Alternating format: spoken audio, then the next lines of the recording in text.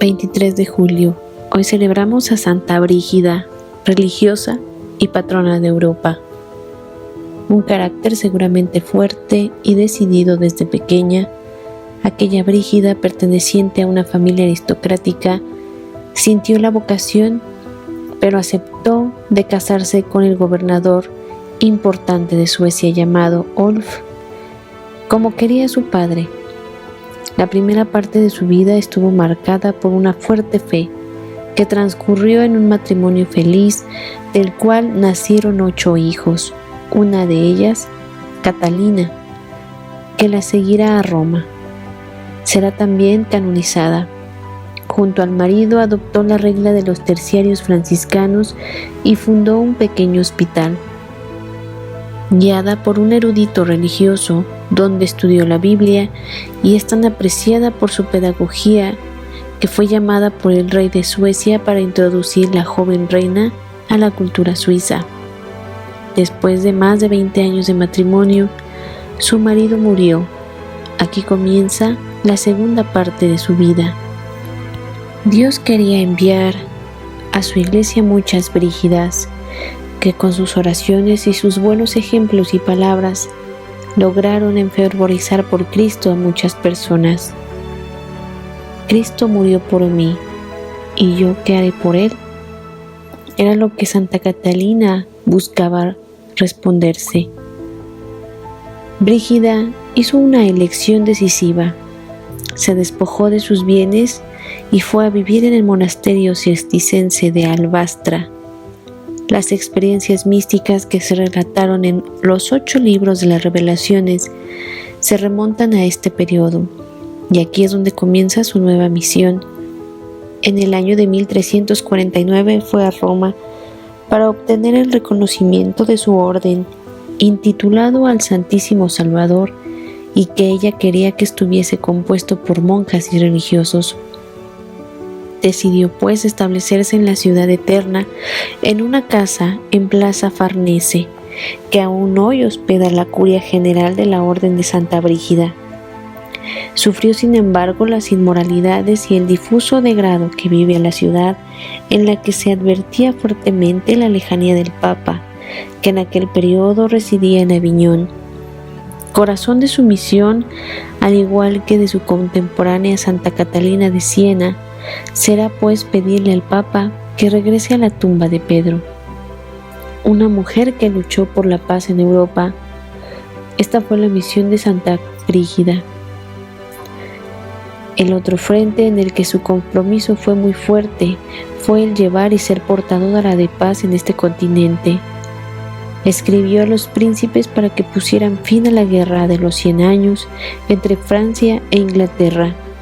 Decisivas en aquel periodo sus obras de caridad también.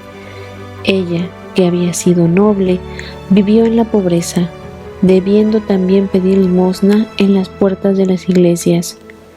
Son los años de las peregrinaciones en varias partes de Italia, desde Asís al Garnago, y de la peregrinación de las peregrinaciones aquella en Tierra Santa.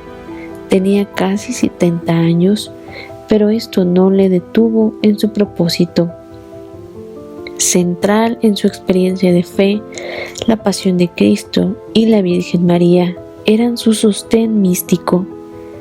Lo testimonia también el rosario de Santa Brígida y las oraciones que la componen, ligadas a particulares gracias prometidas a ella por Jesús para quien lo hiciera recitado.